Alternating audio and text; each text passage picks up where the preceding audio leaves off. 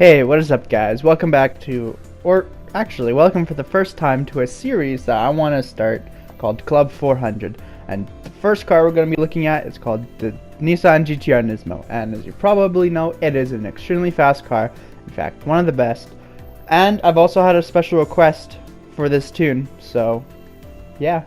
And anyways, this series is pretty much going to take a look at all the cars that are in N classes, like an 800, 900, and 1000, to see how they rank. And we're only going to be looking at cars that go over 400 kilometers per hour or 248 miles per hour.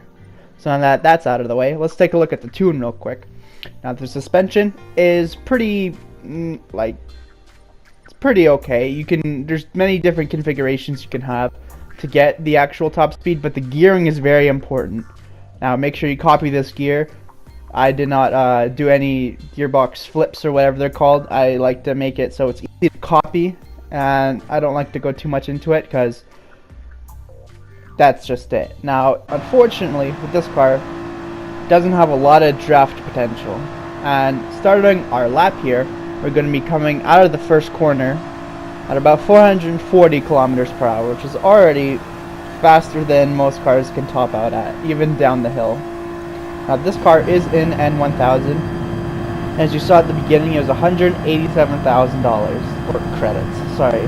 So it's a very decently cheap car with one of the fastest top speeds in the game. So it's a very good budget top speed car, and it's four-wheel drive, so it can do drag races quite well.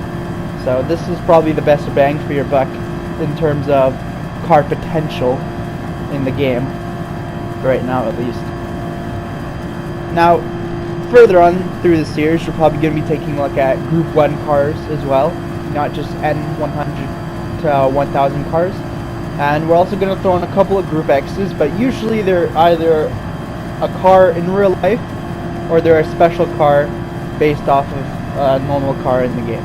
So the McLaren P1 is going to be featured, and the Zonda R probably, if I can get it up to 400. So, which is kind of, Zonda is a pretty cool looking car, but unfortunately it just doesn't have the speed that a lot of other cars have. So down the hill we're able to go over 454 kilometers per hour, and we're stuck here on 451 for a while, and we go down to 450.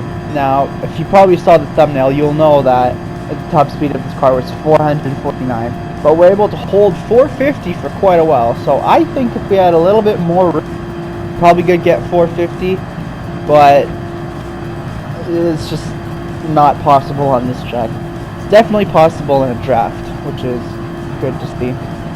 Now, make sure always when you're cornering to stay on the highest possible banked area that it's stable, because you will have faster lap time because you'll lose less speed, and you'll also hit faster speeds down the straight because you'll be coming faster out of the corner. If you go low down or on the flat part, you'll just lose too much time.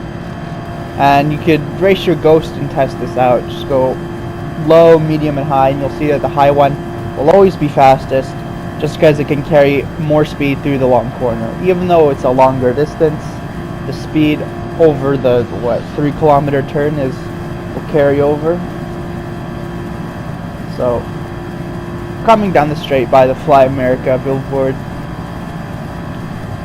almost at our potential top speed, 4 kilometers down the straight out of 12, and then we reach the magical number which seems to block another car in the game, which is the Enzo Ferrari.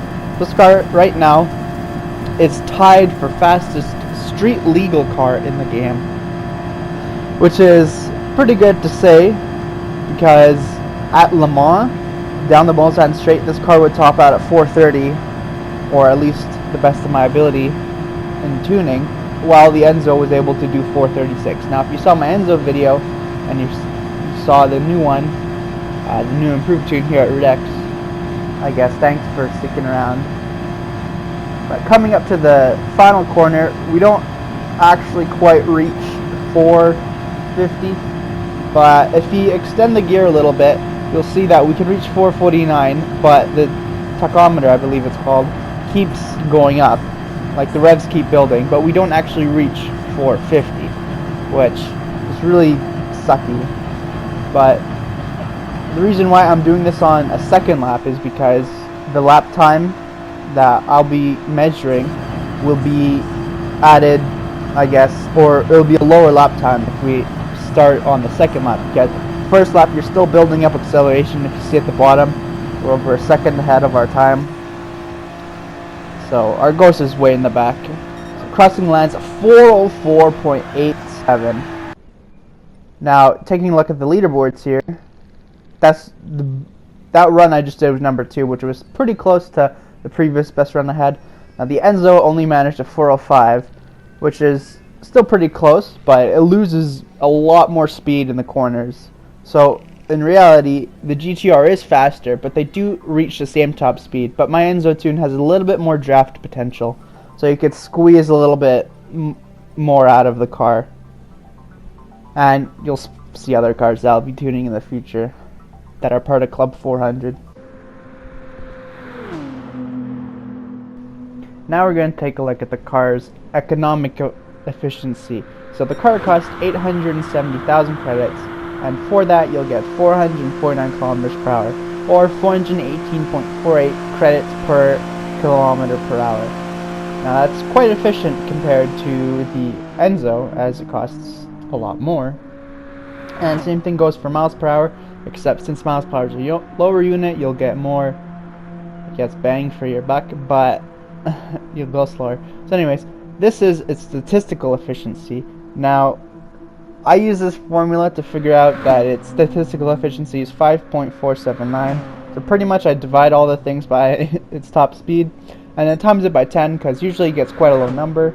And this efficiency is 5.479. Now, for this car, all these stats are pretty good.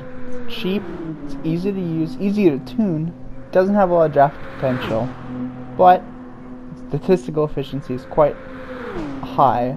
But unfortunately, it's in N1000. But good thing about that is it is the fastest car in N1000, but it can't really compete on any of the lower levels because the Enzo Ferrari just automatically beats it, because it's only an N900 car. So anyways, if you like this video, if you like the style of video in particular, I'm gonna think about making this a series and bringing you more cars like this and more closer comparisons between cars. But this first episode was just focusing on the GTR Nismo, as I've had a request for it, and this car is one of the fastest street cars in the game. So anyways, if you like this video or want to see other tunes, make sure to check out my other videos and like and subscribe for more content like this. Anyway guys, I'll see you in the next episode where we're probably going to tackle either Mercedes or an Aston Martin. Anyways, thanks for watching. Bye.